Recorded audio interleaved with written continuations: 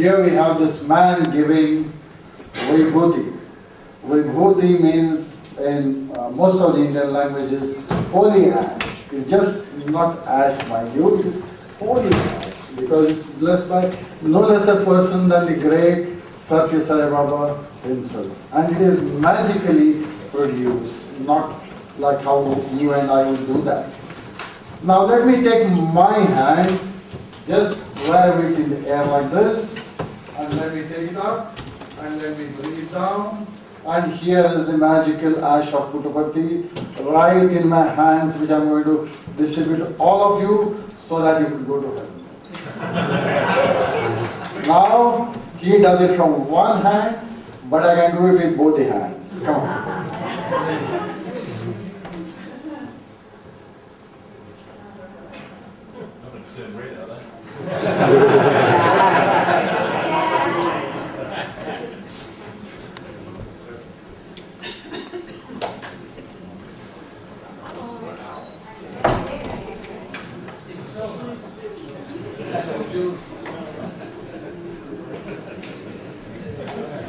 I'll just drop it here.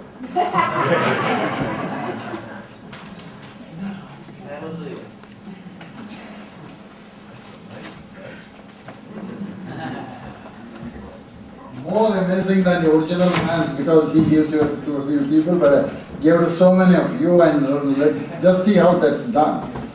You take the holy ash or vibhuti, and you know how much of it he buys every day? 10 tons of it. It is made at a place called Palani, which is in Tamil Nadu, which is about 300 kilometers away from Puttaparthi, and from there it goes by truck, and he buys it at a very cheap rate, maybe some 8 or 10 rupees per kilogram, and he sells it for a very expensive price, 10 rupees for 50 grams. So that's a great profit-making industry. And it's not everybody who gets the ash from the hands of the Sai Baba. It is the very lucky few who get it. Please remember that. Only those who can get very close to him. The rest of them have to buy it in packets from wherever is available in Puttaparthi. Now, just see this ball. It's in my hands. And when you hold the hand like this, you think my hand is empty because your logical thinking makes you think that if there were ash in my hand, it would fall down, right? But the ash in my hand is in the form of a ball. When I wave my hand around like this, I just powder this. And with this, I could distribute enough vibhuti to all of you and have enough to distribute to the others outside also, because this is highly compressed. Now, this is a cheap trick for which many people have fallen because of their logical thinking is clouded. I have this Guru Buster's VCD in which a professor of civil engineering, a PhD in civil engineering says, well, there was a miracle right in front of my eyes. Baba pulled up his sleeve, then he produced a ring and gave it to me, and then I fell at his feet. Now let's see one more of this. How the great man produces a chain. And mind you, this footage was taken by the official TV channel of India, the government TV channel called as Doordarshan. And we managed to get it from them. And of course, it was smuggled out of India by the BBC people, and then we got it back. Now let's take a look at this.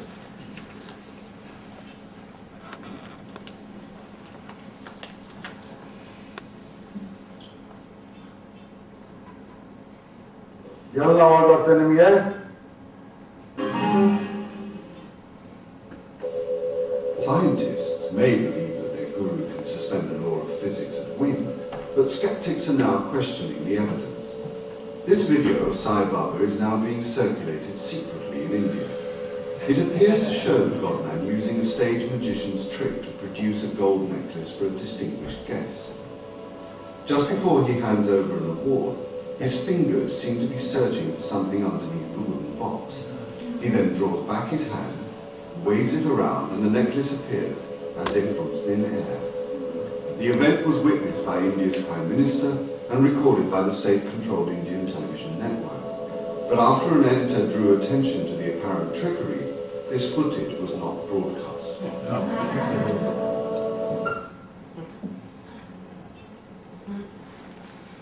Now let's go back to this trick.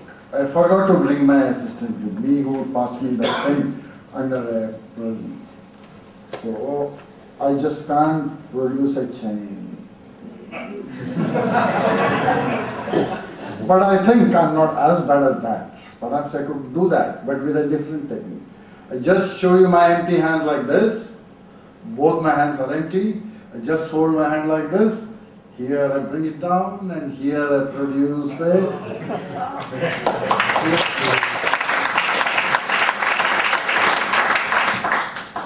This chain has come directly from him. Well, let's see that. Cheap, easy trick. Here is a plastic cup.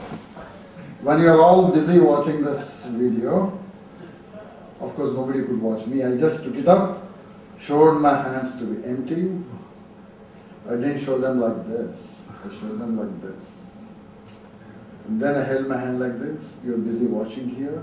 And I put this here, and you're busy watching this. When you're busy watching this, then it goes into my pocket.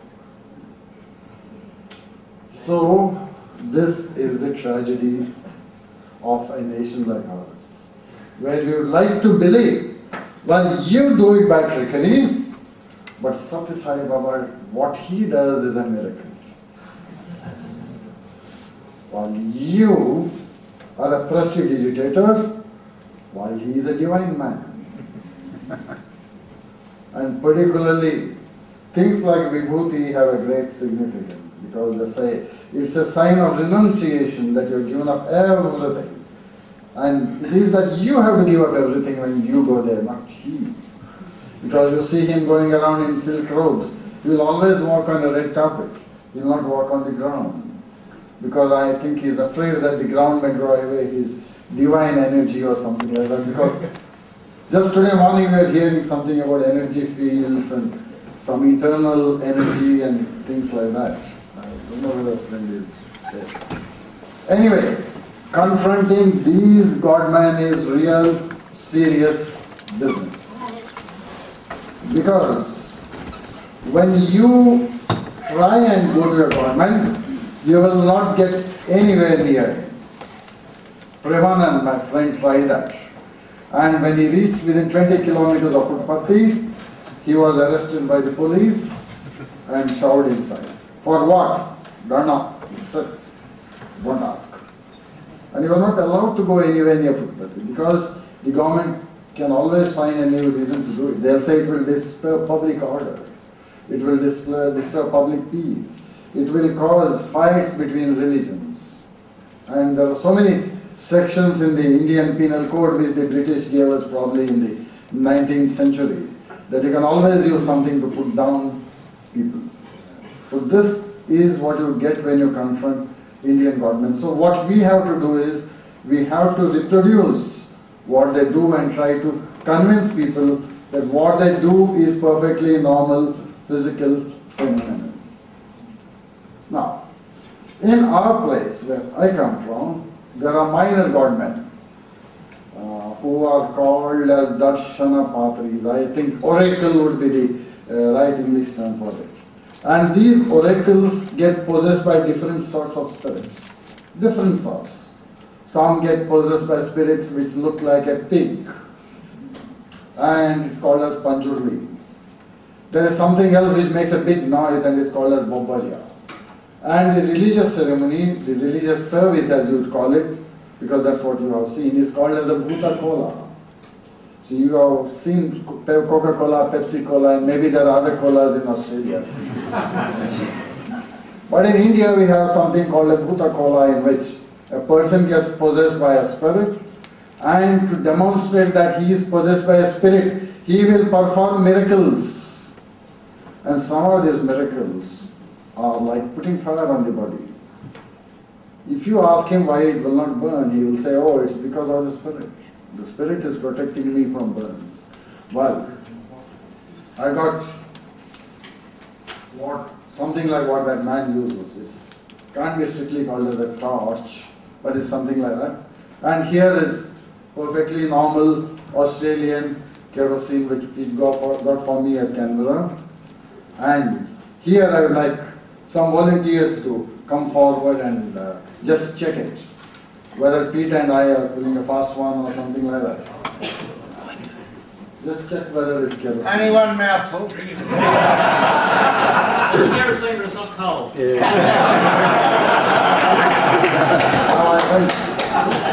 I'll require a bit of help. I think he will help me with this. Now, after this, I would like some volunteers to come forward so that I can set you on fire. So that I could make you apprentice Godmen. Yeah, come on, what about you? What about this girl there? Come on. Because in India, we will train the daughter-in-law. Because in India, you see a miracle happening. You say a girl doesn't marry an individual, she marries into a family. And she goes to the mother-in-law's house. And in mother-in-law's house, sometimes accidents do happen. And they do happen when she doesn't bring enough dowry. And what happens is, suddenly a kerosene stove bursts. And all the kerosene will fall on the body of the woman. And unfortunately, she'll burn to death. This is what we read in the Indian newspapers. But we have hardly ever read that in a mother's house, the kerosene stove burst and a daughter died. So that is a great miracle in India. It's always a daughter-in-law who dies in a mother-in-law's house, particularly when she doesn't bring dowry. And it's very, very serious. Probably you would laugh at that. But in India, the police have been told that any daughter-in-law dying in her husband's home would be treated prima facie as an unnatural death and investigated like that. It's not going to be treated as an accident, whatever they may claim, until 10 years of marriage are over. So, and there's a law like that in India. But now here I take the kerosene and then Pete is going to help me with it. He is going to become a guru soon. Right now he is a junior guru. Here I take it. Hold it, I won't go off. That can be changed. Right, here it is.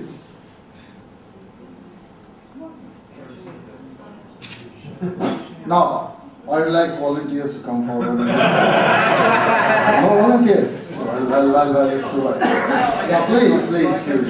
Yeah, come. Come on. Please.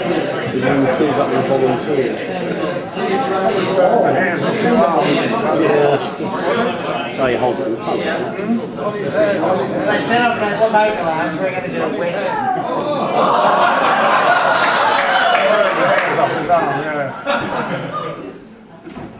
Sorry, John.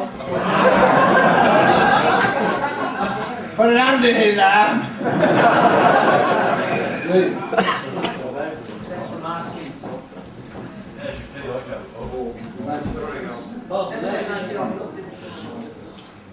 I'm getting a link for no extra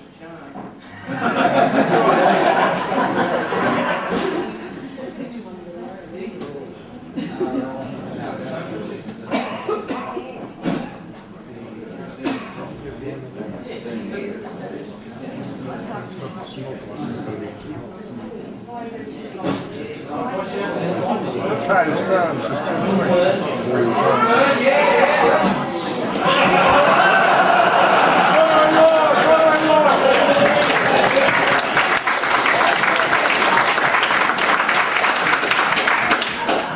Well, the simple fact here is that moving fire does not burn. The fire was moving. When it moves on my arms, it moves slowly because I've done this thousands of times. But when somebody new comes, I tend to move it a little faster because they may get just scared of it. And this is shown as a miracle. And you can imagine. Of course, I think many of you would not have done that unless I showed it to you, because you feel that the fire would burn, but the fire was moving, and so it did not burn. Similarly, we have the bed of nails, where somebody lies down on the nails, and it does not prick him. It's just the opposite of that. Moving fire does not burn, stationary nails will not prick. And I think it was there on the video, I can maybe show it to you later. Now let me see another aspect of this. In Karnataka or lots of places in India, any sign of mental illness is treated as a spirit possession. It's treated as spirit possession by evil spirits. And one goes to an exorcist to get rid of those spirits. And before going to the exorcist, naturally they have to diagnose whether it is spirit possession or whether it is mental illness. If it is mental illness, the patient will be taken to a psychiatrist. And if it is spiritual possession, he will be taken to a witch doctor, he or she. So how do you find out what is what? So for that, in certain parts they have got a very simple test.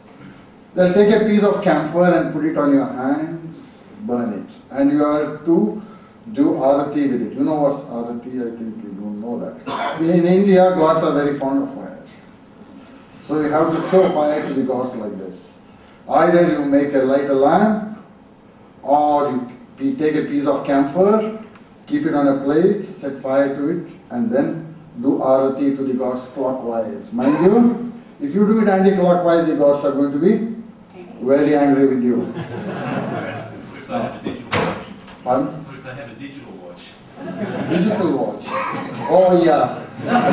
We are not talking about digital watches.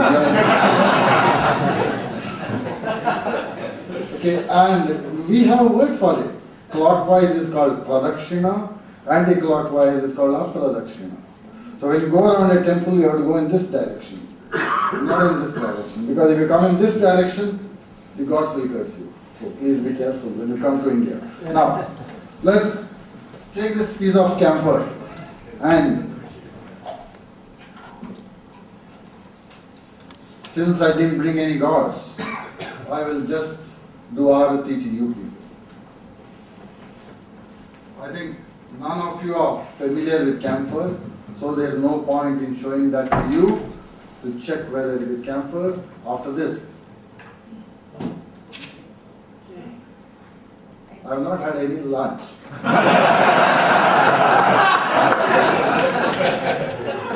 I was a bit busy with these things. But now, right now, I would like one of you to do it. Because it's something which anybody can do. I would like to. Yeah, please, Bob.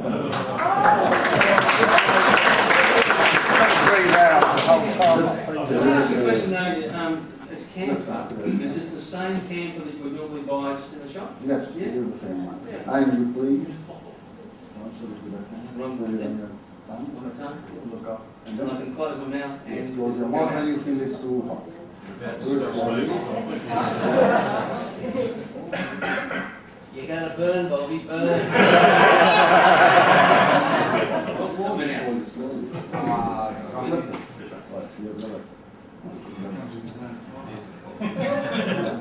Moving. Hey, where we at?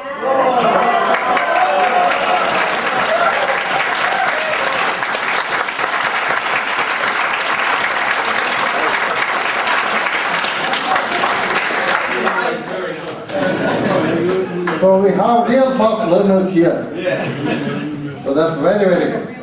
Now, let's just find out how that's done. See, camphor is a chemical which goes directly from the solid to the vapor state. There's no intermediate liquid state. And secondly, what we took is bought in the shops, but it's a bit thicker piece of camphor. And when it got hot for one hand, I did like this, transferred it to the other, and then did with this. And then when it got hot for both the hands, I just put it on my tongue. And mind you, putting it on your tongue is much, much easier than holding it on your palms. But it looks really dramatic, but it isn't. It isn't. I think you could ask Bob. Yes. It's much easier. Hold on my hands, Yeah. but when I put on my tongue, there's no problem. Because There's a coating of saliva inside the tongue which will insulate you for quite some time. So what appears more dramatic need not necessarily be more difficult. But Narendra, could you tell whether he's possessed by an evil spirit or I think so. I think he's possessed. That's why I didn't burn him. Now I think right now I'll have to take him to India to an exorcist to get rid of his things. Well, it sounds like a laughing matter, but let me tell you, in Bangalore, not where I come from, but the capital of the state, Karnataka, where I do, we have a very well-known psychiatric hospital. And we have a very prominent rationalist who's there. And he told me, Narendra, you have to do one thing. Wherever you go, you tell the people that if somebody acts funny, let them not test whether they're possessed by spirits by giving this camphor in the hand. Because when they bring patients to our psychiatric department, the first thing we have to do is plastic surgery to their hands. Because their hands get burnt. There are things which I tell you which you will find very difficult to believe. In a village which is about 300 kilometers from Bangalore, one boy in a school who was studying in the 7th standard, he started acting funny. And he said, I am possessed by God Ayyappa. You know, there is somewhere God Ayyappa who is supposed to be born from a homosexual union between Vishnu and Shiva. So he was. And in India, maybe anything could happen. And every year people go there to a place called Sabarimalai, which is on the 14th of January. And on the 14th of January, a flame comes up on a hill there. And they said it's a miracle of this God Ayyappa. And when rationalists went there, they saw a fellow with a big pot of camphor, setting fire to it, and then putting it off. Setting fire to it, putting it off, and then that was called as Makara Vilakku, or the miracle of Ayyappa. And next year, the rationalists said, this year we are going to stop it. And they went in, about 200 people went to stop it. And do you know what happened? They got nicely beaten up by the police, and they were hospitalized. And do you know what the Kerala government said? The government of the state where this was happening. Hey, you fools, this is a 300 crore industry. I mean, you don't understand what's crores. Yeah, we do. It is 3,000 million industry, this Ayyappa God business. And you want to stop it? Shut up. And you know who were the government in power at that time? It was a communist government. And Karl Marx said, religion is the opiate of the people. And this is what a communist government does. Just grow that opiate, promote it. And, I was telling you about this boy who got possessed by this Ayyappa. And he said, I am possessed by the spirit. And started doing this. You know, you are supposed to do like this when you are possessed by the spirit. And you will see that on the video. And when he did that, the teachers got panicky. So they went to the managers of the school, who were citizens of the place, and told them, here is one boy who says he is possessed by the spirit of Ayyappa, what are we to do? So the manager came, he said, oh, I know how to check this. You give a piece of camphor in his hands, and if he burns, well, he is shamming it. If it doesn't burn, we'll think that he is possessed by the spirit of Ayyappa. And what happened? The boy's hand got burnt, and that was the end of the story. So such things happen. Spirit possession does take place. And I have given about 2,000 such lecture demonstrations all over this country. And wherever I go, I ask them, which is the most well-known superstition in your place? And I've gone from the northeast to the southwest, from the south to the north. And you know, India is a pretty big country, about 1 billion population. And the most predominant superstition among our people is the belief in spirit possession. Of course, you believe in spirit possession of other kinds. Because every evening you have spirits. But in India, there are people who believe in two types of spirits. Those are the organic variety and those are the spiritual variety. The organic variety are consumed by certain sections of the population. But the spiritual variety are believed in by almost everybody. So people ask me, How come people believe in this? So I told them, I got an experiment to demonstrate that. Well, this is a very simple experiment. And I would like Lolly to come over here and please be a of my experiment. It's a very small experiment.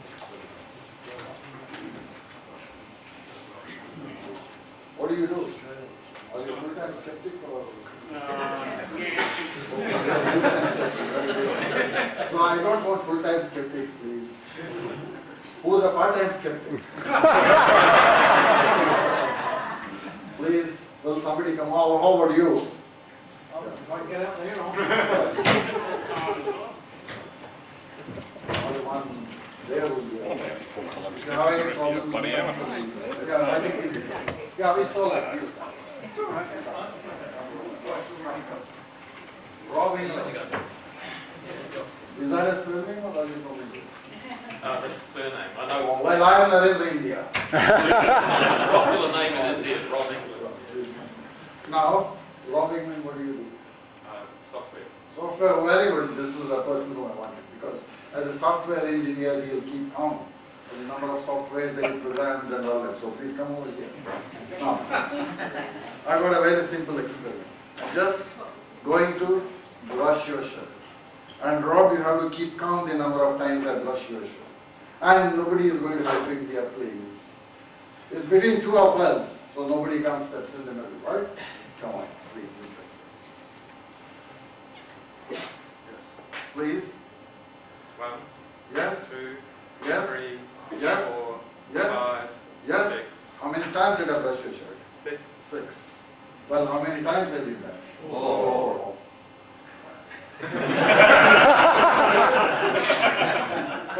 No, he's not going to believe. No, just look back. Now look back. 1, 2.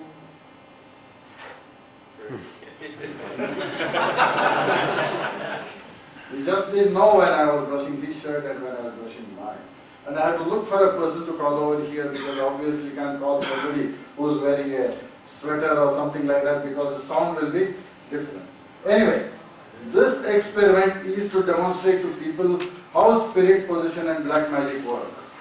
You know, you tell a man, of course it won't work here, but in India, you tell a man that somebody has done black magic to him.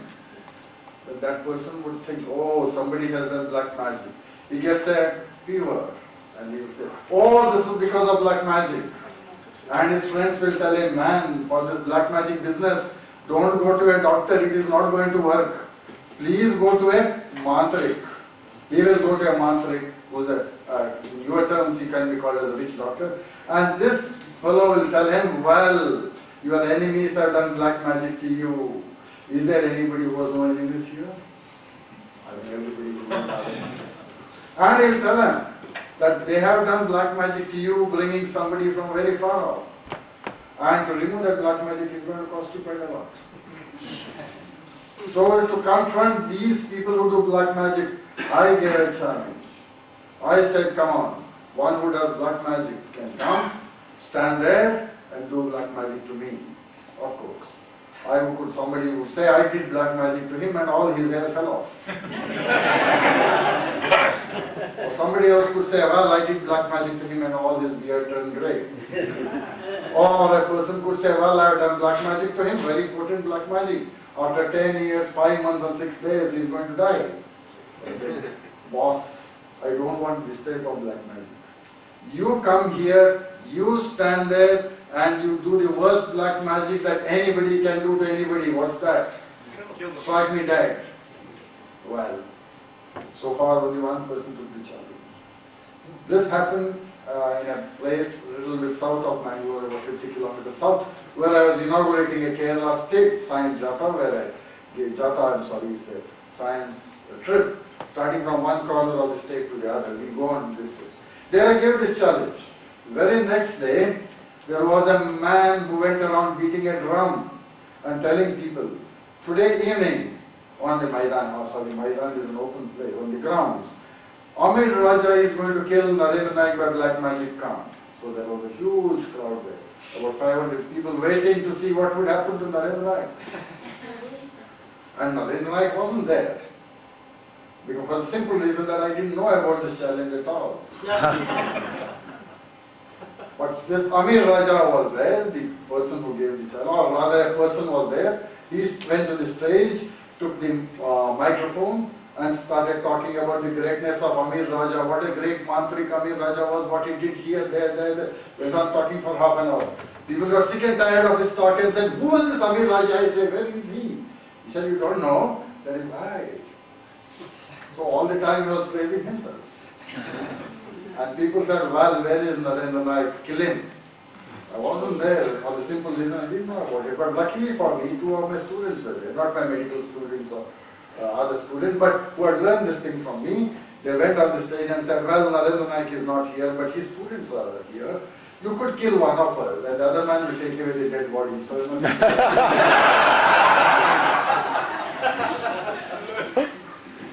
we stared at them, they too stared, nothing happened. But you know, in India, people react. And these people reacted. Each hand went to the nearest stone and sped it in the direction of this man. So he ran away, and he ran into a nearby mosque and escaped. Well, this was not the end of the story. This appeared in so many newspapers of Kerala, about 15 to 20 newspapers, that something like this happened. And I came to know about it. I went to a nearby place after 2 months, where I was giving a lecture. I said, well, this thing happened here nearby. Then people told me, sir, Amir Raja is here. I said, Amir Raja, come. You wanted to kill me by black magic. Come on, kill me. Stood there, stared at me. I too stared. Nothing happened. Then he said, give mic. I gave the mic. He started speaking in Malayalam, the language of that place. I couldn't understand a word of that. Probably you also wouldn't. Because I don't know much of that language. But people understood that. You know, in a minute or two, 1 or 2 people got up and came and said, Yenda, and rolling up their sleeves. It was a gathering of skeptics. And you know, when they come roll up their sleeve, the universal languages, next thing is he's going to get something. So by the time, 3 people came running from outside and said, sir. I said, what is it? They said, sir, please excuse him, sir. I said, what for? They said, sir, he is psychiatric patient. He is having problems. They are giving him shock. Still he is not becoming all right. And one caught him by the collar, other man caught him by the right hand, another man caught him by the left hand, and they just pulled him off. So the man who said, who will kill me by black magic, is a psychiatric person. But what do you say about the thousands and millions of people who believe in this? That is a tragedy in our country. I know people who have spent hundreds and thousands of rupees to exorcise themselves of the spirits. But nobody has taken my challenge that kill me and take all my property. I put all my property on the line. I said, I got 13 challenges for Godmen. I said, any one you can do, one of them, not all of them. Any one you can do and take care of all my property. And so far, only one person took one challenge, and that too, sorry to say, is a psychiatric patient. Right. Now, people ask me, how come thousands and thousands are misled at the same time? Well, I think it is a very simple experiment. All of you, please pay attention to what I am saying. I think you can follow what I say, you have no problems. Or do you wish me to speak very, very slowly so that you can all follow me? No? Well, please, all of you, please do exactly as I say, please. Or other, as you say, please do exactly as I say.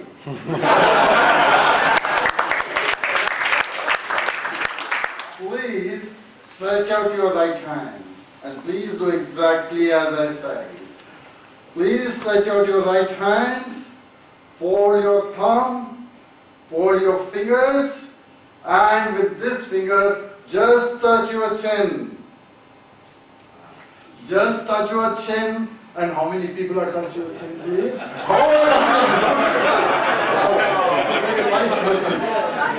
5%. But what happens when I said with this finger, just touch your chin. And I told you 3 times, please do exactly as I said. But you did as I did. So this shows us that we can mislead hundreds of people at the same time, and that's what happened in our country in September 1995. I think my time is up.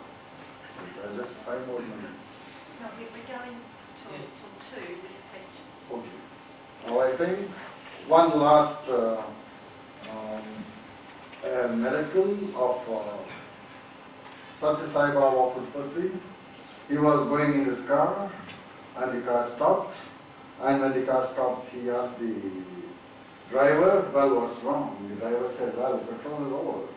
He said, okay, you bring water in a can. You know, these cans, where you have 5 liters. You use them for kerosene and petrol and tea. He brought water in a can. Sai Baba dipped his little finger. The water got converted to petrol. Well, why did they say that Sai Baba had done this miracle? They wanted to equate him with Jesus Christ. If you'll kindly excuse me, the first miracle of Jesus Christ was supposed to be at the wedding feast at Cana, where he converted water to petrol. Water to wine, I'm saying. I always get confused between the two. He converted water to wine. Well, I would like to convert water into something, and I think, who's the youngest one here? I think it's that one. Yeah, come over here, please. Because I think the older people would have lost a lot of their powers. Yeah, why not? Right. Yeah. Please, I want somebody to come There I over go, here. there I Right. The youngest one here. From the other. He's an old codger.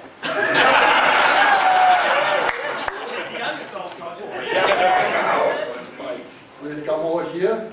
Here is a tumbler, I would say, vessel in which we will give water to you when you come to our houses. Here. And I put water into this. And the youngest man here is going to convert it into something. We don't have a screen because miracles usually happen behind screen. We don't have a screen, so we'll close this with another one. And please put your hand here and say your name 3 times. Barry Williams, Barry Williams, Barry Williams. Well, now let's see what happens to the water. I think the water has Eureka! Oh, yes, water has disappeared. Just check this. Just check it. It's not from India. No, you test it and see. It's pretty sweet. Oh, it's honey. This is the bucket. Yeah. Honey. Well, please give him a big hand, the miracle man.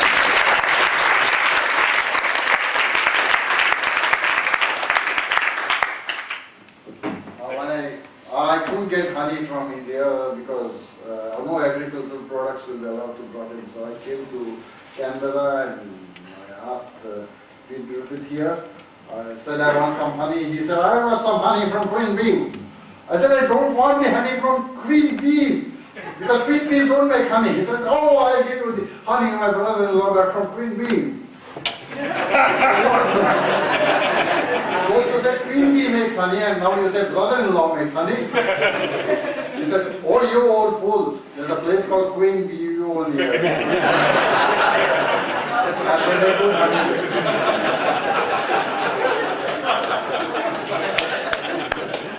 How he did that. Now let's see how valid it is.